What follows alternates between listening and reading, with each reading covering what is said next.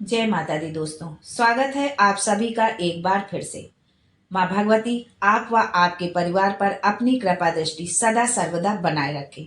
दोस्तों, यदि आप अपनी सभ्यता, संस्कृत, तीज त्योहार, धार्मिक जानकारी, वास्तु एवं ज्योतिष संबंधित उपायों के बारे में जानना चाहते हैं तो हमारे चैनल अक्षमा सक्सेस लाइव को जरूर सब्सक्राइब करिएगा। दोस्तों, आज मैं आपको कपूर और लौंग के कुछ ऐसे चमत्कारी उपाय बताऊंगी जिन्हें यदि आप नवरात्रि के दौरान करते हैं, अष्टमी या नवमी को यदि आप इन उपायों को करते हैं तो आपको जीवन के हर संकटों से मुक्ति मिलेगी, आप माला माल हो जाएंगे। यदि आपकी कुंडली में कोई ग्रह विपरीत अवस्था में चल रहा है, विपरीत दिशा में चल रहा है, तो वो आपके अनुकूल जो है हो जाएगा और उसकी बाधा से, ग्रह बाधा से आपको मुक्ति मिलेगी। कर्पूर या कपूर मोम की तरह एक उड़नशील दिव्य वानस्पतिक द्रव्य है। इसे अक्सर आरती के बाद या आरती करते वक्त जलाया जाता है, जिससे वातावरण में सुगंध फैल जाती है और मन एवं मस्तिष्क को शांति मिलती है। वास्तु एवं ज्योतिष शास्त्र में भी इसके महत्व और उपयोग के बारे में बताया गया है। कपूर को औषधि रूप में भी प्रयोग किया जाता है।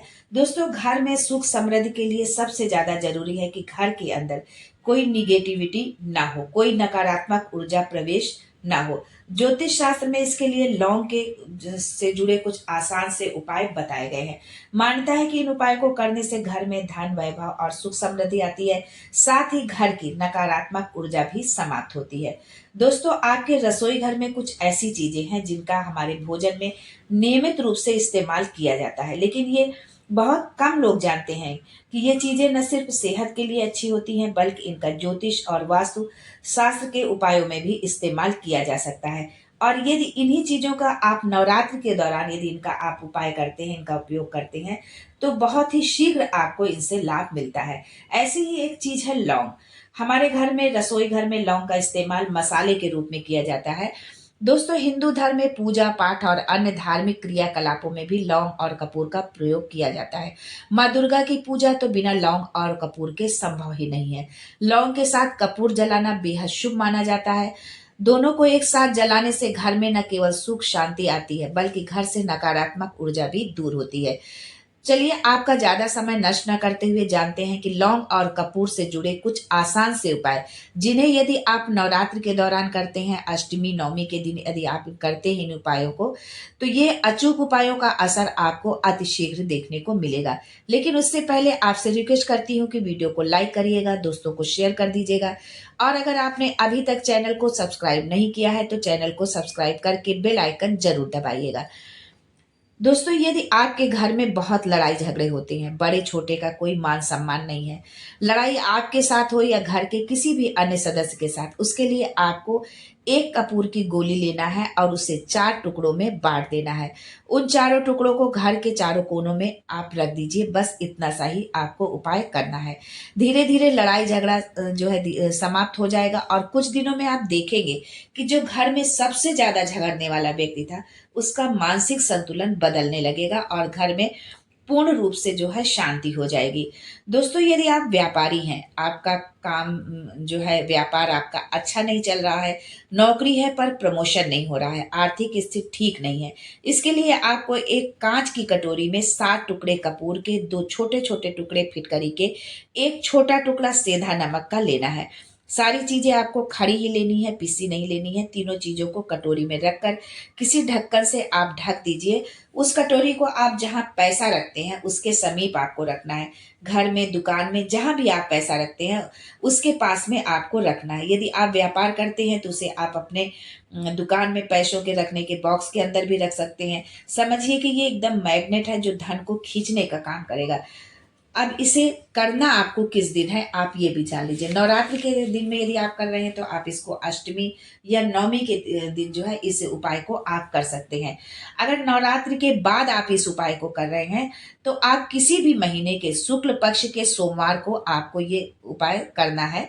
शनिवार को आपको ये उपाय करना है। कटोरी में जो आपने तीनों सामग्री रखी है उसमें से नमक और फिटकरी तो ज्यों का त्यों बना रहेगा, लेकिन कपूर उड़ जाएगा।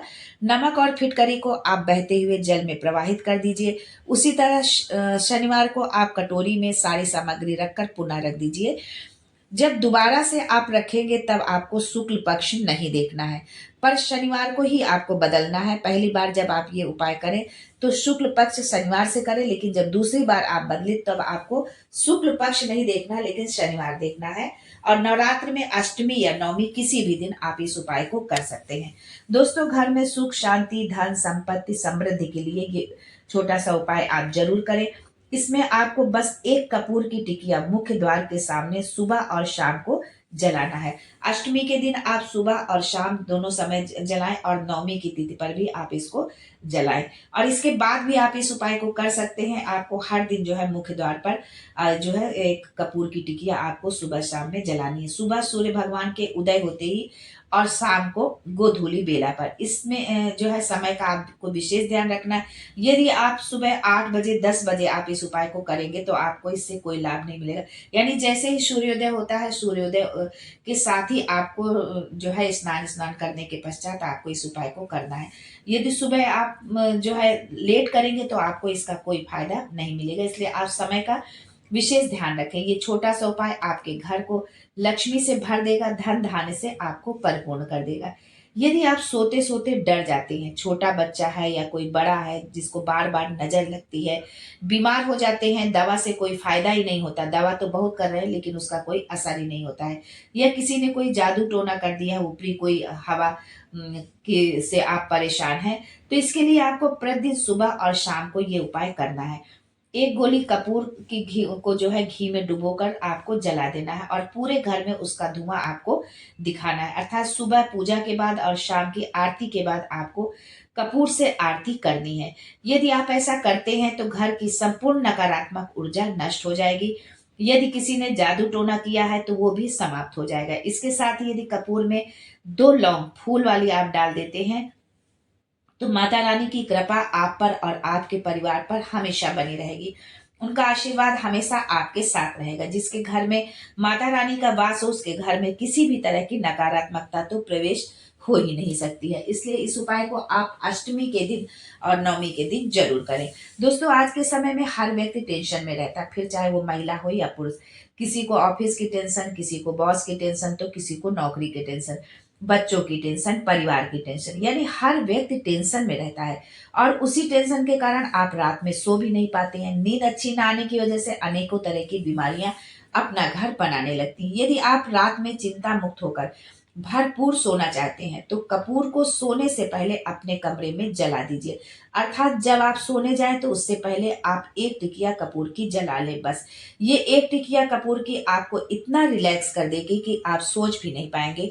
सुबह जब आप उठेंगे तो अपने आप को तरोताजा महसूस करेंगे।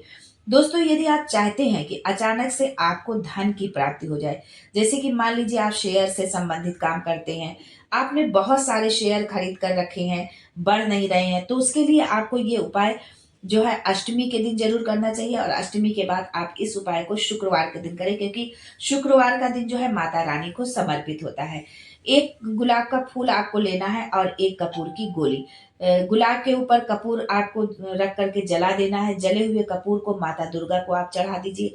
ये प्रयोग 43 दिन तक लगातार आपको करना है। जब आप शुरुआत करें तो शुक्ल पक्ष के शुक्रवार के दिन से करें। यदि आप प्रयोग को आप नवरात्रि से शुरू करते हैं तो सोने पर सुहागा होगा।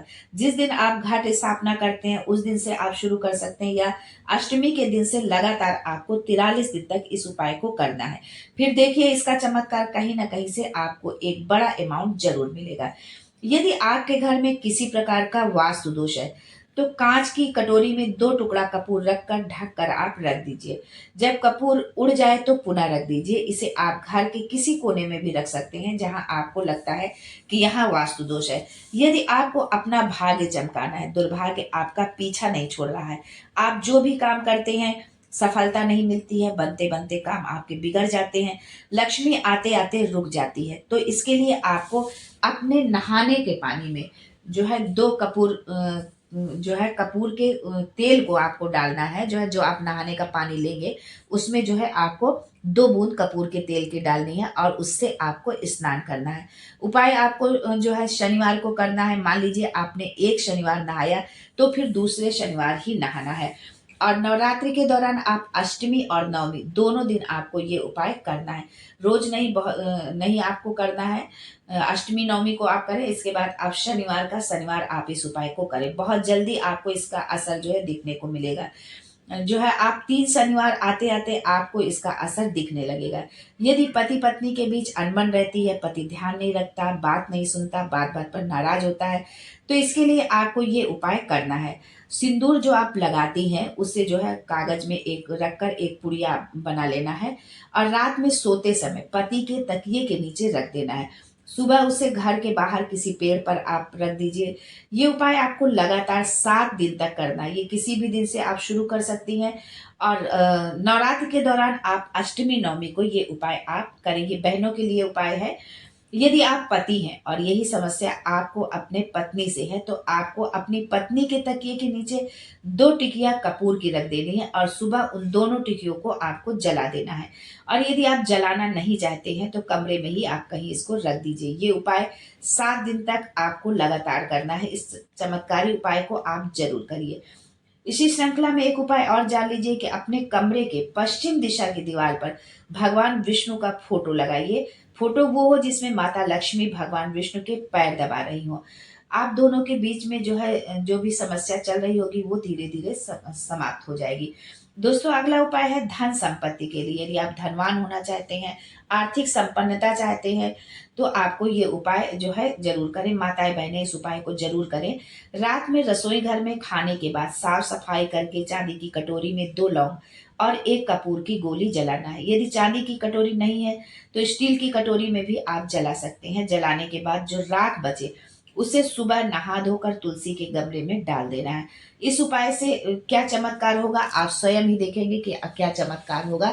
बहुत ही अविस्मृत कर देने वाला चमत्कार होगा। आप सोच भी नहीं पाएंगे कि क्या होगा। अगला उपाय उनके लिए जिनका विवाह नहीं हो रहा, चाहे वो लड़का हो या लड़की हो। इसके लिए आपको नवरात्रि को आपको ये उपाय करना है। एक वर्ष में 4 नवरात्रि होती है। 2 तो सभी जानते हैं, चैत्र की और शारदीय नवरात्रि। लेकिन 2 नवरात्रि और होती हैं जिसे गुप्त नवरात्रि कहते हैं। नवरात्रि में आपको दुर्गा सप्तशती के अर्गला स्त्रोत का पाठ करना है। प्रतिदिन 9 दिन तक आपको इसका पाठ करना है और दशमी के दिन जब आप हवन करेंगे तो आपको हवन की सामग्री में 36 लौंग और 6 कपूर और चावल मिलाकर हवन सामग्री को तैयार करना है और इसी से आपको हवन करना है। हवन के बाद पूर्णाहुति करें। 9 दिन के बाद 40 दिन भी नहीं लगेगा, कहीं ना कहीं संबंध तय हो जाएगा। हवन का जो धुआं ब्रह्मांड में उड़ता है वही आपके लिए रिश्ता लेकर आएगा। इसे आप किसी भी नवरात्रि में कर सकते हैं। अष्टमी और नवमी की तिथि पर जो है आप इस हवन सामग्री को तैयार करें और यदि आप अष्टमी को हवन करते हैं तो अष्टमी के दिन करें और यदि आपके यहाँ नवमी के दिन आप हवन करते हैं तो नवमी के दिन आप इसी सामग्री से हवन करें। दोस्तों, अपना घर हो ये सभी का सपना होता है। रोटी कपड़ा की व्यवस्था तो हम सब कर लेते हैं, पर मकान खुद का होना सपना ही बनकर रह जाता है। इसके लिए आपको ये उपाय नवरात्रि में ही करना है। चारों नवरात्रि में से आप किसी भी नवरात्रि को आप ये उपाय कर सकते हैं। मान लीजिए प्लाट आपने खरीद लिया है पर बन नहीं पा रहा है, या प्लाट आपने देखा है, पसंद भी बहुत है पर खरीद नहीं पा रहे हैं, तो इसके लिए आपको उस जगह की मिट्टी लाकर एक कांच की कटोरी में रखना है। उसमें गंगा जल और कपूर की गोली डाल देना है। अब नवरात्रि में जैसे घट स्थापना करते जवारे बोते, बिल्कुल उसी तरह मिट्टी आपको रखना है, जौ डालना है और हल्का हल्का पानी का छींटा डालना है। उसके ऊपर कटोरी आपको एक रख देना है। अब पूरे 9 दिन तक, घट स्थापना से लेकर पूरे 9 दिन तक माँ दुर्गा के नवान मंत्र का एक माला आपको जाप करना है। ओम येम हीम क्लीम चामुंडाय विचे। प्रतिदिन उस जौ में आपको गंगा जल छिड़कना है। यदि गंगा जल नहीं है तो लोटे में 2 बूंद गंगा जल आप डाल दीजिए और फिर शुद्ध पानी उसमें भर दीजिए। उसी जल को आपको जो है उसमें डालना है, छिड़कना है, जो आपने जवारे मिट्टी में जौ बोए हुए हैं।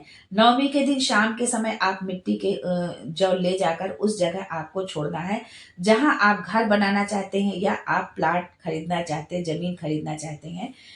शेष सामग्री को जैसे फूल आदि जो भी बचा है उसे दशमी के दिन बहते हुए जल में प्रवाहित कर दे। अब घर सपना नहीं, घर आपका अपना होगा। आपके अपने घर की इच्छा जरूर पूर्ण होगी। दोस्तों, ये थे कुछ छोटे छोटे उपाय जिसे करके आप अपने जीवन को बेहतर बना सकते हैं। इन उपायों को आप नवरात्रि में भी कर सकते हैं और नवरात्रि के बाद भी आप इन उपायों को जरूर कर सकते हैं। यदि आपको ये जानकारी अच्छी लगे, लाभ मिले, तो इसे अपने घर परिवार दोस्तों में भी साझा करिए। आज के लिए बस इतना ही दोस्तों, मिलते हैं अगले वीडियो में। तब तक के लिए जय माता दी and thanks for watching my video.